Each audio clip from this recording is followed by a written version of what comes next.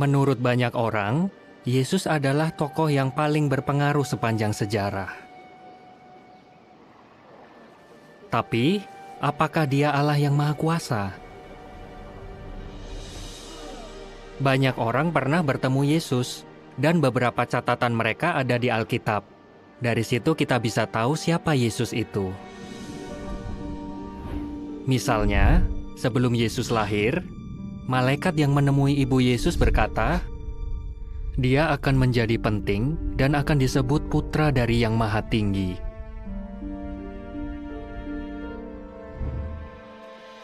Saat Yesus dibaptis, Allah sendiri memberitahukan siapa Yesus itu. "Inilah Putraku, yang kukasihi, aku berkenan kepadanya." Bagaimana menurut murid-muridnya? Sewaktu Yesus menanyakan pendapat mereka, Petrus menjawab, "Kamu Kristus, Putra dari Allah yang hidup." Apa kata orang-orang yang memusuhi Yesus? Sewaktu ingin membunuh Dia, mereka berkata, "Menurut hukum kami, Dia harus mati karena Dia menyebut dirinya Putra Allah." Apa yang Yesus sendiri katakan tentang dirinya? Apakah Dia sama dengan Allah? Dia berkata, "Bapa lebih besar daripada aku." Bahkan setelah Yesus meninggal dan dibangkitkan, Dia mengatakan ini, "Aku akan naik kepada Bapakku dan Bapak kalian, kepada Allahku dan Allah kalian." Jadi, Alkitab jelas-jelas menunjukkan bahwa Yesus bukan yang Maha Kuasa. Dia tidak sama dengan Allah. Malah, menurut Alkitab, meskipun Yesus adalah makhluk roh yang kuat di surga, Dia tetap tunduk kepada Allah, Bapaknya. Tapi, Allah memberi putranya tugas istimewa, yaitu membimbing semua manusia untuk bisa hidup bahagia selama-lamanya, seperti yang Allah inginkan sejak dulu. Apalagi yang Alkitab katakan tentang Yesus? Apakah Yesus memang pernah membuat mujizat? Mengapa Yesus perlu mati?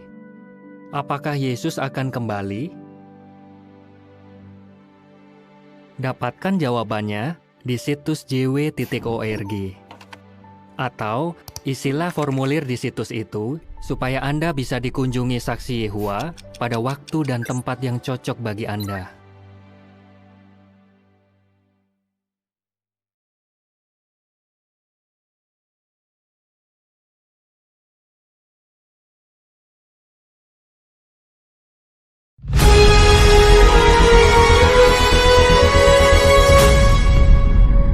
Alkitab adalah buku yang paling terkenal di dunia. Anda mungkin punya satu di rumah. Nasihatnya bisa membuat Anda sekeluarga menikmati kehidupan dan memiliki harapan masa depan yang cerah.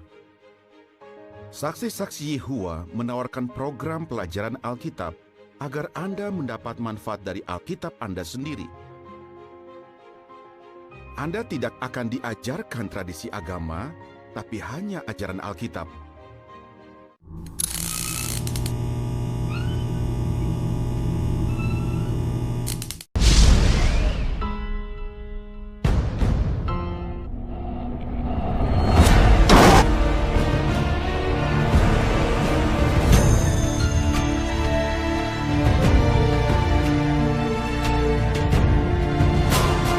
Video ke-64 berjudul, "Apakah buktinya ajaran saksi-saksi Yehuwa tidak bersumber dari Alkitab?" Setiap saksi Yehuwa atau bahkan seorang pendeta dari sebuah organisasi Kristen selalu mengaku bahwa ajarannya bersumber dari Alkitab. Tetapi apakah dengan pengakuan demikian membuktikan bahwa memang benar ajarannya itu bersumber dari Alkitab. Lalu bagaimana kita bisa menentukan apa yang diklaim oleh saksi-saksi Yehova atau seorang pendeta memang benar ajarannya itu berdasarkan Alkitab? Dalam video kali ini saya ingin memberikan suatu sharing bagaimana kita bisa menentukan suatu ajaran memang bersumber dari Alkitab atau bukan, atau bahkan sebenarnya ajaran setan yang diklaim bersumber dari Alkitab. Mengapa pengetahuan membedakan suatu ajaran bersumber dari Alkitab atau bukan demikian penting? Pertama, agar kita tidak mudah disesatkan oleh siapapun juga yang membawa-bawa nama Alkitab. Kedua, Tuhan Yesus jelas di Markus 13 ayat 5 mengatakan agar kita waspada supaya tidak disesatkan oleh orang-orang yang memakai namanya. Demikian juga Yesus mengingatkan agar kita mewaspadai terhadap nabi-nabi palsu yang datang kepada kita dengan menyamar seperti domba, tetapi sesungguhnya mereka adalah serigala yang buas. Kita juga harus mewaspadai terhadap penyesat-penyesat dan guru-guru palsu yang memasukkan pengajaran-pengajaran sesat yang dapat membinasakan. Bahkan iblis pun bisa menyamar sebagai malaikat terang dalam upayanya untuk memperdaya kita. Nah, mengingat hal-hal peringatan tersebut, maka kita perlu menguji setiap ajaran yang kita terima. Bagaimana caranya? Bagilah ajaran Alkitab ke dalam 3 kategori. Pertama, pengajaran yang bersifat praktis, misalnya tentang bagaimana beroleh penyertaan Tuhan, mengelola stres menghadapi dinamika kehidupan Kristen di dunia ini, bagaimana mengasihi sesama, dan ajaran yang bersifat penghiburan dan lain-lain hal. Pengajaran yang bersifat praktis ini tidak mempengaruhi kehidupan kekal kita, dan jika kita cermati, agama lain misalnya Islam, Hindu, dan Buddha bisa memberikan pengajaran yang demikian menurut versinya masing-masing. Karena memang khotbah-khotbah yang demikian bersifat universal. Bahkan seorang motivator ateis pun bisa berkhotbah hal-hal yang lebih baik daripada orang Kristen atau seorang pendeta mengkhotbahkannya. Dulu saat saya pertama kali belajar dengan saksi-saksi Yehova, salah satu pengajar itu adalah seorang wanita berumur di atas 60 tahun yang saya sebut sebagai tante karena usianya melebihi saya. Setelah cukup lama kita berdiskusi dan ketika ada kesempatan berdua saja, saya memberikan bukti-bukti berdasarkan publikasi Menara Pengawal bahwa organisasi ini bukanlah seperti yang diakuinya. Lalu tante itu mengatakan, mana mungkin organisasi ini nabi palsu dan guru-guru palsu, karena mengajarkan hal-hal yang baik dan positif seperti tidak berbohong, tidak membunuh, mengasihi sesama, dan lain-lain hal kepada para anggotanya. Nah, saya katakan kepadanya bahwa agama Islam, Buddha, bahkan filsuf seperti Konghucu atau Socrates pun bisa mengajarkan hal-hal yang baik. Jika organisasi ini mengajarkan seni merampok, membunuh orang, dan hal-hal yang jahat, ya pasti sedikitlah orang yang mau mengikuti dan bergabung dengan organisasi ini. Justru organisasi ini mengajarkan hal-hal yang kelihatannya berdasarkan Alkitab, maka organisasi ini dapat memikat dan menjerat banyak orang. Iblis pun dapat menyamar sebagai malaikat terang, bukan? Nah, jadi kita tidak fokus kepada ajaran-ajaran yang bersifat praktis untuk membuktikan suatu organisasi atau suatu gereja mengajarkan suatu kesesatan atau tidak. Standarnya adalah poin kedua, yaitu fokus kepada inti ajaran Alkitab, yaitu masalah pengajaran atau doktrin, misalnya tentang Tritunggal, siapa Yesus yang sebenarnya, ajaran tentang Roh Kudus, keselamatan, dan lain-lainnya. Inti ajaran Alkitab inilah yang membedakan antara ajaran sesat dengan ajaran berdasarkan Alkitab. Memahami ajaran yang benar sangat penting, karena menentukan apakah kita akan ke surga atau sebaliknya ke neraka. Jadi kita sebagai orang Kristen seharusnya belajar baik-baik ajaran Alkitab tersebut. sehingga tidak mudah disesatkan. Nah, poin ketiga ini adalah hal yang menarik, yaitu metode penafsiran Alkitab. Organisasi Saksi Yehova kan selalu ngomong bahwa ajarannya berdasarkan atau bersumber dari Alkitab. Hal ini disampaikan oleh seorang Saksi Yehova bernama Robert Haryanto yang berkomentar di channel ini. Saksi-saksi Yehova hanya mengikuti ajaran yang bersumber dari Allah yang benar, yang bernama Yehova dan firman-Nya, Alkitab. Dan sebenarnya bukan hanya saksi-saksi Yehova yang mengatakan demikian. Hampir setiap pendeta pun dalam khotbah-khotbahnya mengaku bahwa sumber ajarannya itu hanya berdasarkan Alkitab, bukan? Dan kita sebagai orang awam menjadi bingung karena semua orang mengaku bahwa ajarannya dari Alkitab. Lalu bagaimana kita bisa membedakan suatu ajaran bersumber dari Alkitab atau tidak? Ternyata sangat mudah dan sederhana mengujinya, yaitu ajaran dasar Alkitab. Ingat ya, ajaran yang paling dasar itu bisa dipahami oleh siapapun. Alkitab bukanlah sebuah buku teka-teki di mana hanya orang-orang tertentu yang bisa mengerti Alkitab. Memang untuk mengetahui hal-hal yang lebih mendalam dibutuhkan pengetahuan khusus, misalnya arti dari bahasa aslinya, sejarahnya, dan lain-lain hal. Tapi jika Saksi Yehova atau siapapun juga mengaku ajarannya bersumber dari Alkitab, maka kita pun sebagai orang awam semestinya bisa menemukan ajarannya itu di dalam Alkitab dengan hanya membaca Alkitab saja. Ingat, jika Saksi Yehova mengaku ajarannya bersumber dari Alkitab saja, maka seharusnya dengan membaca Alkitab saja, tanpa bantuan atau panduan atau penjelasan dari organisasi Saksi Yehova, kita pun bisa menyimpulkan ajaran Saksi Yehova itu ada di dalam Alkitab atau tidak. Jika kita tidak bisa menyimpulkan, maka jelas ajaran itu bukanlah ajaran Alkitab, melainkan ajaran menara pengawal yang disisipkan ke dalam Alkitab. Yang saya maksud di sini adalah metode sederhana menafsirkan Alkitab, yaitu metode eisegesis dan eksegesis. Apakah itu? Metode eksegesis dan eisegesis adalah dua metode pendekatan menjelaskan atau menafsirkan Alkitab. Eksegesis adalah eksposisi atau cara menjelaskan dari sebuah teks berdasarkan analisa-analisa yang seksama dan objektif. Kata eksegesis secara harfiah bermakna menuntun keluar dari.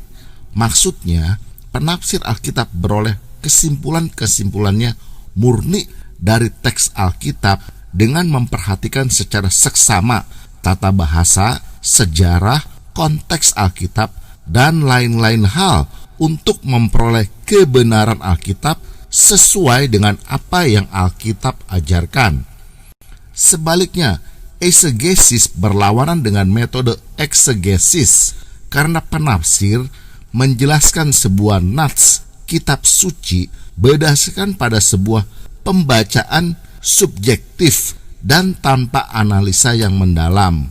Kata eisegesis secara hurufiah berarti menuntun masuk ke dalam, yang bermakna bahwa penafsir menyisipkan atau memasukkan gagasan pribadinya sendiri ke dalam teks Alkitab, sehingga teks ayat tersebut bermakna apapun juga yang ia inginkan.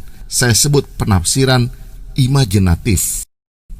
Menyisipkan pendapat pribadi di dalam Alkitab telah diperingati di dalam 2 Petrus 2 ayat 1.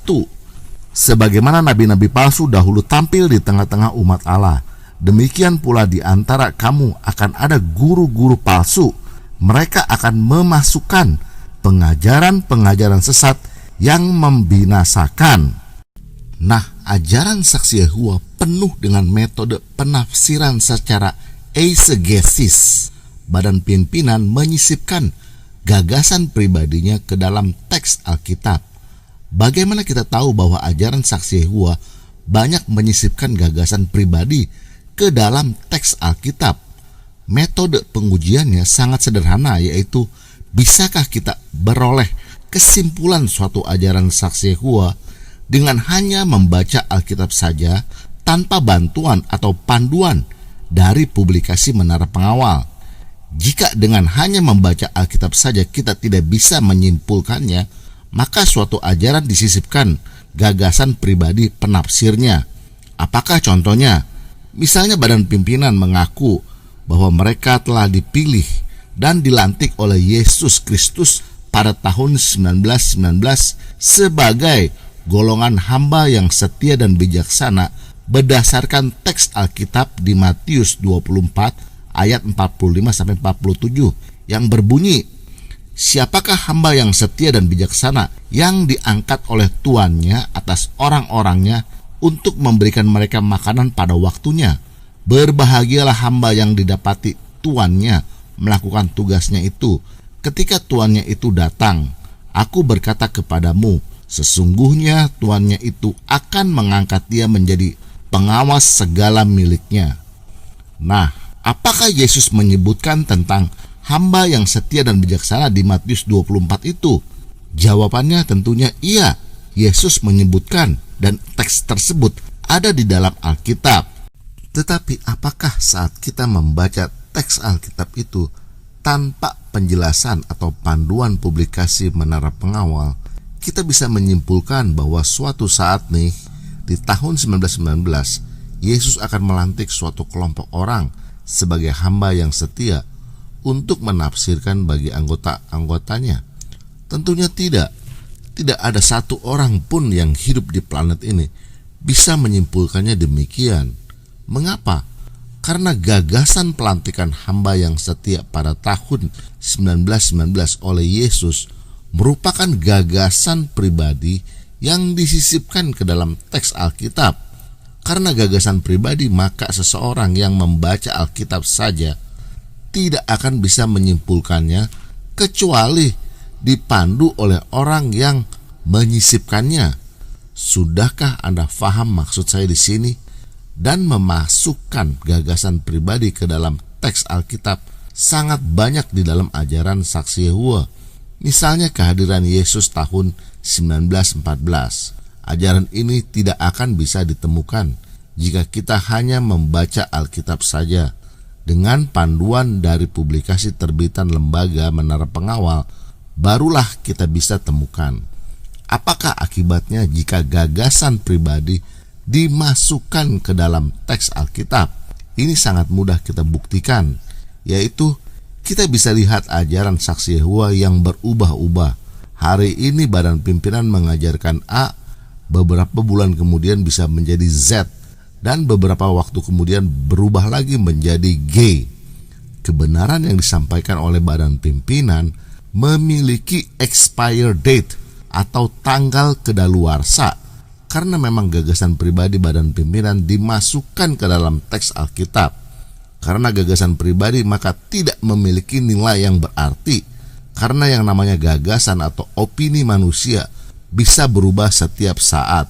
Berbeda dengan teolog atau penafsir Alkitab Kristen, misalnya Matthew Henry yang hidup tahun 1662 sampai 1714, yang menafsirkan banyak kitab-kitab suci seperti seluruh perjanjian lama, 4 kitab Injil, dan lain-lain kitab. Tafsiran Alkitabnya masih diterbitkan sampai hari ini karena orang masih membaca dan mempelajarinya. Atau yang lebih lama lagi adalah John Calvin yang hidup pada tahun 1509 sampai 1564. Ini kata Wikipedia mengenai John Calvin. Calvin menerbitkan beberapa revisi dari Institutio atau Institusi Agama Kristen, sebuah karya yang menjadi dasar dalam teologi Kristen yang masih dibaca hingga sekarang. John Calvin juga menafsirkan banyak kitab-kitab perjanjian lama dan baru. Kata Wikipedia, tafsiran-tafsiran ini pun ternyata tetap berharga bagi para peneliti Alkitab, dan setelah lebih dari 400 tahun masih terus diterbitkan. Dan silakan Anda pelajari lagi penafsir-penafsir Kristen lainnya seperti Adam Clarke, John Gill, dan lain-lainnya yang sudah ratusan tahun meninggal, tetapi karya tafsirannya ya masih dibaca, dipelajari, diterbitkan sampai hari ini. Tafsiran para teolog tersebut tidak memiliki tanggal kedaluarsa. Sangat berbeda ya dengan tafsiran badan pimpinan saksi-saksi Yehova yang tidak ada nilainya karena tidak diterbitkan lagi. Bahkan jika ada seorang saksi Yehova yang ingin mempelajarinya, tidak didorong atau direkomendasikan oleh organisasi. Mengapa? Pertama, ajarannya berubah-ubah, tidak memiliki nilai kekekalan. Ya, karena bersumber dari opini manusia, maka semua doktrin saksi Yehova adalah buatan manusia, maka tidak memiliki nilai kekekalan dan tidak berharga kecuali sampah. Kedua, publikasi-publikasi lama yang tidak diterbitkan lagi mengandung aib dan kesalahan-kesalahan yang memalukan, yang mana jika dibaca oleh seorang saksi Yehova yang berpikiran kritis, maka ia pasti murtad karena sadar telah didustai. Mengapa karya tafsiran para teolog Kristen tidak memiliki tanggal kedaluarsa? Tuhan Yesus mengatakan di Matius 24 ayat 35, "Langit dan bumi akan berlalu, tetapi perkataanku tidak akan berlalu." Artinya, firman Allah itu kekal dan para teolog itu menafsirkan Alkitabnya sesuai dengan konteks dan maksud Alkitab ditulis. Maka tafsiran mereka memiliki nilai kekekalan atau tidak memiliki tanggal kedaluarsa karena Roh Kudus turut mengarahkan mereka dalam menafsirkan Alkitab. Tentunya saya tidak memaksudkan tafsiran teolog itu sempurna dan kekal dalam arti selama-lamanya. Maksud saya adalah tafsiran mereka tidak memiliki tanggal kedaluarsa karena didasarkan kepada firman yang kekal. Sebaliknya, meskipun badan pimpinan mengaku bahwa mereka diangkat oleh Tuhan Yesus dan diarahkan oleh Roh Kudus, tetapi tafsiran badan pimpinan tidak memiliki nilai alias hanya sampah karena pengakuan pelantikan oleh Yesus dan arahan dari Roh Kudus hanyalah sebuah dusta agama. Silakan klik kanan atas atau bagian deskripsi untuk bukti videonya. Satu hal yang menarik, yaitu ajaran para teolog tersebut memiliki nilai kebenaran yang bisa dipertanggungjawabkan karena waktu telah membuktikannya selama ratusan tahun, sehingga orang-orang Kristen yang mempercayai tafsiran mereka boleh merasa yakin bahwa pengajaran mereka itu murni didasarkan kepada firman Allah. Dari sini juga kita bisa simpulkan bahwa ajaran saksi Yehova akan membawa seluruh anggotanya kepada neraka yang kekal karena setiap anggotanya mempercayai guru-guru palsu yang memasukkan pengajaran-pengajaran sesat yang membinasakan sesuai dengan apa yang dikatakan di 2 Petrus 2 ayat 1. Makanya tafsiran yang dibuat oleh pemimpin mereka tidak memiliki nilai apa-apa karena tidak didasarkan di dalam Alkitab, melainkan pendapat pribadi yang hanya berlaku selama mereka hidup. Jika Anda seorang Kristen dan beroleh berkat dari channel ini dan ingin memberikan dukungan semangat kepada saya untuk terus membongkar kesesatan ajaran saksi Yehova, silakan subscribe dan tekan loncengnya untuk memperoleh video berikutnya.